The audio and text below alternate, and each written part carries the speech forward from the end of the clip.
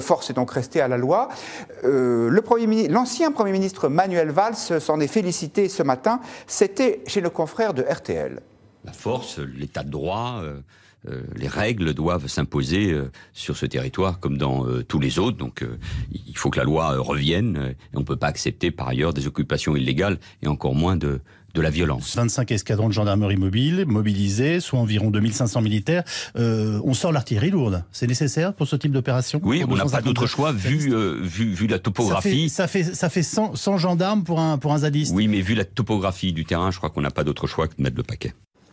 Alors on va tout de suite écouter la réaction de l'excellente Alexandre Devecchio, qu'à ma grande honte, j'ai zappé dans ma présentation. Pardon, cher Alexandre, tout le monde sait que vous êtes journaliste aux pages Débat et Opinion du Figaro, que vous êtes le responsable du Figaro Vox et que votre dernier livre, Les Nouveaux Enfants du Siècle, est paru aux éditions du Cerf. Et avec les excuses que je vous prie d'accepter, arrive cette question. Il était temps que le gouvernement intervienne. Oui, effectivement, 2500 militaires, c'est presque autant qu'au Mali pour une surface quand même beaucoup plus réduite. Ça témoigne finalement un peu de l'impuissance publique qui a sans doute tellement peur de la bavure qu'elle a du mal quand même à agir. Donc c'est bien que ce soit évacué. L'état de droit est respecté. Maintenant, il faut le faire respecter partout, dans les zones de non-droit, dans les banlieues et dans les universités actuellement. Pour le faire dégager, celles qui sont occupées par des étudiants en grève?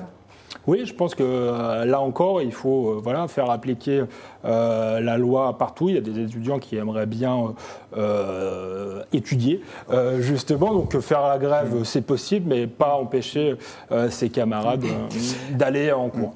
Non, vous pensez que c'est la fin de quelque chose, cette évacuation, d'une forme d'utopie ou de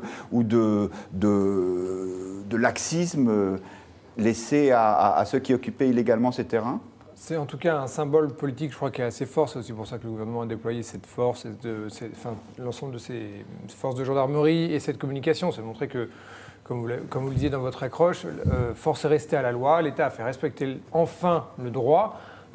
Et de ce point de vue-là, il y a un angle de communication qui est évidemment très fort. Après, moi, je n'ai pas les compétences pour savoir s'il y a trop ou pas assez de gendarmes. J'ai l'impression que on est quand même face à des collectifs qui sont extrêmement organisés, qui savent extrêmement bien faire en sorte de ne pas être délogés, de susciter éventuellement les incidents au moment des évacuations. Donc moi, que ce soit bien passé, qu'il y ait eu, je crois seulement, c'est déjà beaucoup, mais déjà un gendarme blessé, légèrement blessé, si j'ai bien compris, et que tout ça a bien passé. Après, est-ce qu'il en fallait 1000, 2500? Honnêtement, le résultat est là, et je pense qu'à peu près tout le monde en est content. Est-ce que c'est un signe politique? Est-ce qu'au-delà, il y a un signe politique fort d'un tournant, quel qu'il soit? Je ne crois pas. Je crois que c'est aussi un signe, mais c'est plutôt un nouveau signe politique du gouvernement vis-à-vis de tous ces groupuscules qui essayent de tout bloquer, les universités et ailleurs. Et effectivement, je pense que de ce point de vue-là, le gouvernement a avec lui l'opinion publique. Alors, évidemment, chers internautes, vous êtes invités à réagir sur les réseaux sociaux, sur Twitter, #Figaro Live, #Point de vue, et de répondre à cette question d'ailleurs, est-ce que la force est, comme il convenait, restée à la loi? Tout le monde n'est pas enthousiaste devant cette intervention. Écoutez, par exemple, Éric Coquerel, il est député France Insoumise de Seine-Saint-Denis. Il était ce matin sur RFI, et le moins qu'on puisse dire, c'est que pour lui, ce n'était pas l'enthousiasme. Ça me mettrait très en colère, cette histoire. Franchement. Ça avait été annoncé. Oui, d'accord. Enfin, ce gouvernement, là, pour le coup, est irresponsable. Si Evans n'a pas suffi, la mort de Rémi Fraisse, on sait très bien que ce genre d'opération est extrêmement dangereuse. Donc, moi, je vous dis, il y a une utilisation politicienne qui est faite aujourd'hui de la ZAD. Moi, j'ai regardé les premières images ce matin. On voit des images de matériel détruit. Donc voilà, je trouve que c'est vraiment quelque chose que je condamne totalement. Alors, vous commencez à réagir sur Internet. Merci à tous. Patriote nous dit « Sarkozy aurait dû les virer dès 2007 ». J'imagine qu'il s'agit des zadistes de Notre-Dame-des-Landes. Fleur nous dit que tout ça n'a rien à voir avec mai 68, tandis que Muriel commente « 2500 gendarmes et CRS pour chasser 100 personnes, mais personne pour les milliers de terroristes que nous avons sur notre sol et en toute liberté ». Thomas Hoffnung, peut-être une réaction à ces réticences du député France Insoumise Éric Coquerel qui disait c'est une sorte de gesticulation politique et en plus c'est dangereux parce qu'il peut y avoir des bavures, entre guillemets. Je ne partage pas ce point de vue dans le sens où je pense que le gouvernement était coincé. De toute façon, il n'avait pas d'autre choix, si je puis dire, qu'on apprécie ou pas sa décision, c'est une chose. Mais en tout cas, à partir du moment où il a abandonné le projet d'aménagement de l'aéroport et qu'il a explicitement dit qu'il allait faire appliquer la loi, je crois qu'il n'avait pas d'autre choix. Maintenant, je trouve que l'état de droit, il est un peu à géométrie variable, parce que si on se souvient qu'il y avait un référendum qui avait été convoqué et qu'il y a eu un vote en faveur de l'aménagement, en faveur du projet d'aéroport. Voilà, et donc ça référendum qui, je crois, était limité aux départements concernés par ce dossier. Alors après, c'est vrai que c'est toujours la même question sur l'assiette, si je puis dire, ou en tout cas le périmètre du référendum, mais en même temps, c'est vrai qu'il y a eu aussi énormément de décisions de justice, des recours qui avaient été rejetés, et donc finalement, pour des raisons politiques, le gouvernement renonce à ce projet, et là, oui, encore une fois, je crois qu'il n'avait pas d'autre choix que cette fois que d'aller de l'avant. Thomas Guénolé, un satisfecit pour Gérard Collomb qui fait respecter la loi? C'est la cavalerie d'Offenbach, cette histoire. Vous savez, dans les opéras d'Offenbach, vous avez la cavalerie qui arrive pour sauver la situation, mais elle arrive systématiquement en retard, c'est-à-dire que la bataille est déjà jouée. En l'occurrence, pour Notre-Dame-des-Landes... Il y en avait quelques-uns encore, apparemment, quand même. C'est pas ça. Oui. Non, mais quelle était la finalité de la création de la ZAD? C'était d'obtenir l'abandon du projet d'aéroport. Le projet d'aéroport a été abandonné. Ils ont gagné. Et là arrive, attention, façon grand débarquement, film d'action à la Rambo ou à la Die Hard, on a je ne sais combien d'intervenants, on a tout, le son, les lumières, etc., pour montrer que, attention, on est ferme. Mais attendez les gars, vous vous êtes déjà couchés. Vous avez déjà perdu. Le but était d'obtenir l'abandon du projet d'aéroport et c'est gagné. Après, il y a une question qui est une question qui n'est pas inintéressante, mais qui est annexe, qui est les gens qui se sont installés pendant des années sur place, peuvent-ils rester? D'abord, je voudrais signaler qu'on ne dit pas qu'il y a une partie des gens qui se sont installés et que l'intervention policière et militaire a laissé sur place en estimant qu'ils avaient un projet de vie suffisamment durable installé, etc. Et moi, je les en félicite là-dessus. Et après, il y en a une autre partie dont ils ont considéré qu'il fallait les dégager. Là-dessus, chacun appréciera. Après... ces mouvements comme ceux-là, comme d'autres, s'inscrivent dans un contexte général qui est que mai 2018 a commencé. Vous avez le mouvement des cheminots contre la marchandisation du secteur public du rail. Vous avez l'électricité et le gaz qui sont en grève pour rétablir un service public de l'électricité et du gaz qui lui a déjà été transformé en marché. Vous avez le ramassage d'ordures qui est en grève pour la création d'un service public national du ramassage des déchets, puisqu'à l'heure actuelle, ça n'en est pas un.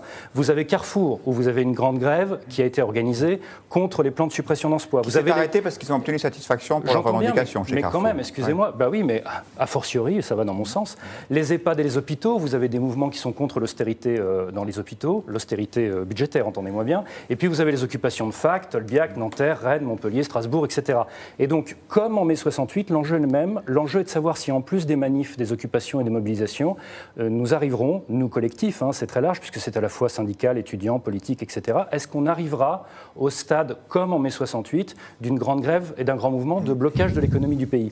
Et d'ailleurs, s'il y a des gens qui bossent dans les raffineries et des routiers qui nous écoutent, il serait temps de s'y mettre, parce que ce sera plus rapide si le pays manque d'essence. Mais en restant évidemment dans les limites de la loi, car nous sommes tous d'accord sur ce point. Vous aurez remarqué que ça dépend des sujets. Par exemple, il y a des gens qui trichent avec la loi en matière fiscale, mais ça, ce sont des débats dont nous ne parlons jamais. Mais en tout cas, nous ne les inciterons sûrement pas à le faire. Et René, vous vous sentez venir à un nouveau mai 68? Là, vous êtes beaucoup trop jeune pour avoir connu la précédente édition, comme tous ceux qui sont autour de cette table d'ailleurs, mais à part moi. Effectivement. Moi, je l'ai dit quel âge? C'est pas discret. Je ne l'ai pas connu, mais écoutez, peut-être que je ne me trompe pas totalement sur la perception sociale de la France. J'ai l'impression qu'effectivement, il y a des points de colère, il y a un malaise latent qui était là avant l'élection d'Emmanuel Macron, qui n'a évidemment pas disparu du seul fait de son élection, mais qui n'est pas nécessairement exprimé uniquement par une vision politique portée par l'extrême gauche. Est-ce que on est dans la préparation d'un nouveau mai 68. Honnêtement, j'ai l'impression d'entendre depuis des années que je m'intéresse à la vie politique. Demain matin, c'est le grand soir. Et à ce stade, il n'y a pas de raison de... Je ne vois pas, mais peut-être que je me trompe complètement. Vous me direz que je me trompe, j'imagine. Mais je ne vois pas de raison de cristallisation et de coagulation de ces conflits. Il y a objectivement une accumulation spectaculaire de mouvements sociaux simultanés. Citez-moi une autre période récente pendant laquelle vous aviez autant de mouvements sociaux en même temps. 1995, par exemple. 1995, ça a obtenu le retrait des réformes. Mais très bon exemple. Oui, d'accord, mais ça n'a rien à voir avec mai 68, parce qu'on n'a pas eu du tout. C'est pas du tout de la même ampleur. 1995, c'est le même modèle que mai 68. Ce sont des grèves de blocage de l'économie du pays. Mai 68, c'était une grève générale. C'était pas juste des étudiants qui voulaient aller baiser dans les dortoirs des filles. Vous comprenez ça? En mai 68, il y a eu la grève de blocage de l'économie du pays. Non, mais je dis ça parce qu'il y a un certain nombre de papiers, notamment dans Figaro Vox, dans lesquels on nous parle avec la révolution des mœurs, etc. On débat, je crois qu'il y a eu une grève générale. Il y a eu une partie sociale dans mai 68, mais je crois que la révolution de 68 a été une révolution libertaire dans un contexte où la France allait plutôt bien. Et aujourd'hui, il y a une volonté, je crois, une inquiétude sociale, culturelle, une volonté d'ordre qui n'a rien à voir avec mai 68. Par certains aspects, c'est beaucoup plus inquiétant. Il y avait un côté lyrique et sympathique dans mai 68 qu'on ne retrouve pas, je crois, aujourd'hui. Donc je crois que le contexte est profondément différent. Et par ailleurs, la révolution libertaire de 68, c'était une grève générale où plus de 10 millions de salariés étaient en grève. Mais c'est plus qu'on avait 2018 qui arrive. Autant qu'on en parle. Peut-être que précisément, c'est plus possible aujourd'hui de faire mai 68 parce qu'on est dans un individualiste qui fait que justement, il n'y a pas de lutte pour l'intérêt général. Excusez-moi, mais juste il y a une contradiction là. Totalement. Non, il y a une grosse contradiction. Mai 68, dans le Figaro Vox, j'apprends que mai 68 était une révolution individualiste, et là, on ne peut pas refaire mai 68. Justement, parce que l'individualisme de 68 a triomphé. Mais j'ai pas cette lecture-là. Je crois qu'on est dans une société beaucoup plus atomisée et que ça devient difficile d'avoir des... Mais mai 68, il y a eu une grève de blocage du pays. J'interromps ce tête-à-tête et je renvoie donc nos internautes au Figaro Vox. Merci pour cette publicité. Excellent site que Thomas Guénolé est à l'évidence un lecteur assidu. Je vous redonne la parole, chers internautes. Muriel, Muriel, j'en ai déjà parlé. HF qui nous dit: c'est un grand manque de respect face aux gens qui se sont mobilisés pendant tant d'années pour l'intérêt de tous. Donc faisant allusion évidemment aux zadistes. JLR nous dit: le projet a été abandonné, ils n'ont plus de raison de rester. Et puis notre petit, pas sondage, mais questionnaire, approuvez-vous cette évacuation? Eh bien, vous êtes 81% à l'approuver, ce qui n'est peut-être pas totalement surprenant. En tout cas, il y a consensus là-dessus. Juste un mot là-dessus, Thomas Hoffnung, plus exactement sur l'analogie avec mai 68. Vous croyez qu'on est à la veille d'une explosion sociale ou pas? Je ne fais pas de pronostic parce qu'il y a un pronostic célèbre, la France s'ennuie et puis quelques semaines plus tard elle est en ébullition. Voilà, ça c'était juste avant 68, c'était sous la plume d'un éditorialiste du Monde. Voilà. Moi j'ai l'impression qu'on est sur des mouvements très différents. Alors est-ce que, comme dit Thomas Guénolé, est-ce qu'ils peuvent se coaguler je n'en sais rien, mais moi, par exemple, je ne mettrais pas du tout l'occupation des facs et des amphithéâtres sur le même plan que l'occupation par les zadistes. Là, c'était un petit groupe qui restait, comme vous l'avez dit. Comme vous l'avez dit, un certain nombre d'entre eux, il y a eu une concertation, il y avait une volonté, je pense. C'est un échec, quelque part, quand vous vous retrouvez avec autant de gendarmes qui débarquent et les images qu'on voit, etc. C'est un échec. Il aurait fallu que ça se passe dans la concertation.